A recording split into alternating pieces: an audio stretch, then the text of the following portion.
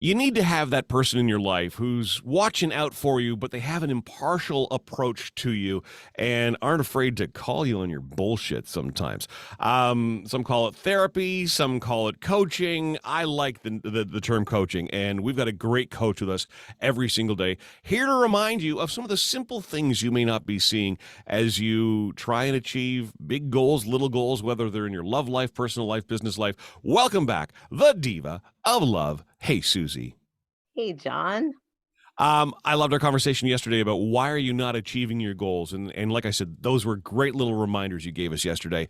And so today, in a roundabout kind of way, we're kind of addressing that again, but going a little bit deeper too. This is living your past on repeat. Yes, kind of like that song that you play over and over and over. I don't do that. I leave that to FM radio stations to play the same song over and over. All right. Like when you're sad and that song really hits you, right?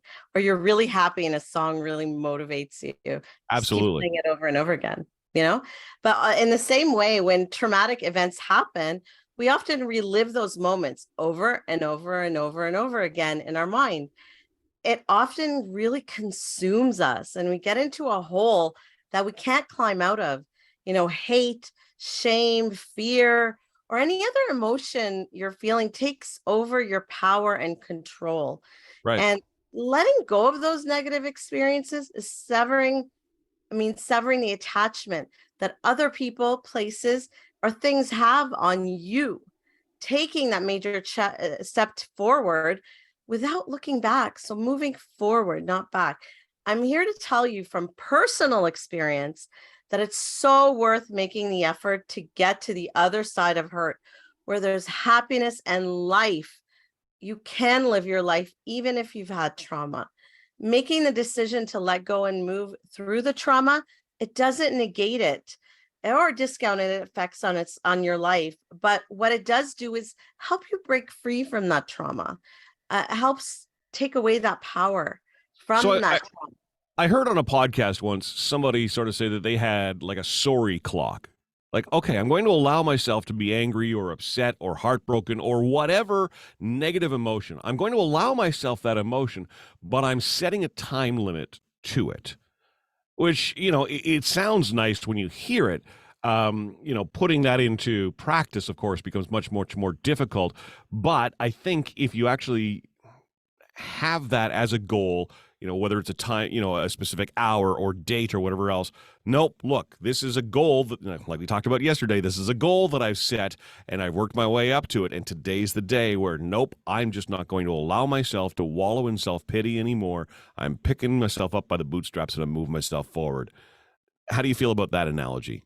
That Um, sword clock. I think for some things, yes. I believe, like, I know some people who are mourning a loss at the anniversary of the death of the person. Sure. They do something to remember them, or they give themselves that time to feel bad. But I think it's still giving power to, as long as you're not giving power to the situation. Like, okay, I'm going to be depressed about being single every Friday at 2 o'clock, and that's Well, it. no. Doesn't, like, I think you're No, no. still giving I'm it going to allow power. myself to be depressed about being single, but come Friday at 2 o'clock, I'm over it. I'm moving on. I'm hitting Yeah, the patio. I'm going to be looking good, and I'm going to see, what new adventures are out there waiting for me. exactly. It's how All you right, word it, right? there it's you it's go. your motivation behind it, your intention behind it, the intent. So if your intent is just like, let me get just out these feelings out of me. But for me, I try and encourage people too to kind of have a positive outlet. Like, if you're feeling that angst, that really horrible feeling and upset, go for a walk, do some activity, try and kind of get those jitters out.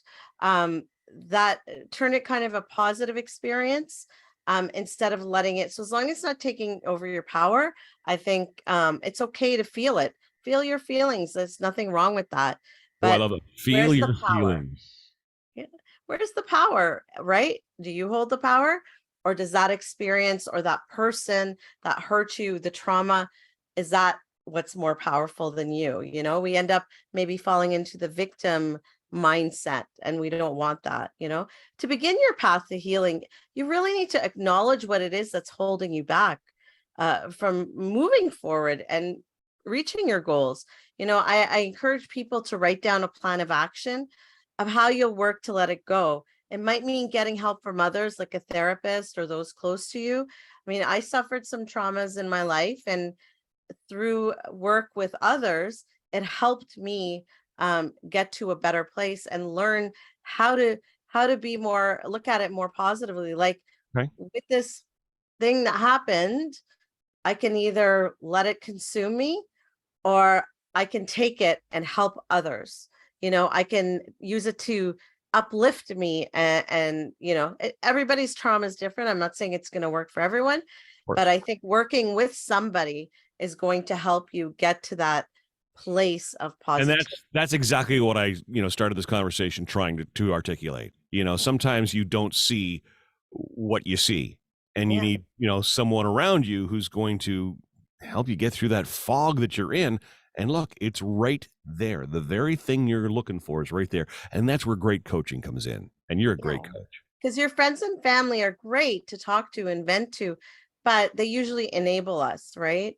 Yes. Or they have their own agendas. So I think you need an impartial person, um, whether it's a therapist or coach, to help you. Like for me, I have a goal of getting back to my pre-baby body, and I tried doing it on my own or help from others, but I decided, like, okay, I need to work with a coach. I need someone to help me, Sure. and that's what I'm doing um, in order to kind of achieve the best results, because I tried doing it on my own and I couldn't, because you need that person kind of to kick your butt sometimes, right? Well, and because you've been able to articulate to them, here is the end objective, and there's someone who can then lay out the plan, the business plan for you. That's basically what you're Mhm, hiring them for, and they hold mhm. you to account. Yeah, Right? exactly. Yes. Whereas friends and family are probably going to let you off the hook a little more often. Exactly. In fact, more often My than not. husband, if I say, okay, let's get fast food today, or let's get, okay, like, Right? you're so bad, like, say no. Like, I know. I live with an enabler too. All right, a post-it note for this fantastic conversation, Susie, and I'm always yes, grateful for these conversations. my past does not define me. Write it down, put it in front of you, and it'll remind you of this conversation. My past does not define me. All right, listen, you got a great workbook available. You've got all kinds of articles, years and years and years worth of work, and you put it out there in the hopes that just a thing here and a thing there will make a difference in somebody's life. You're basically paying this forward, and I appreciate it so much. But you're available for one-on-one coaching too. How do people get in touch? Divaoflove.com.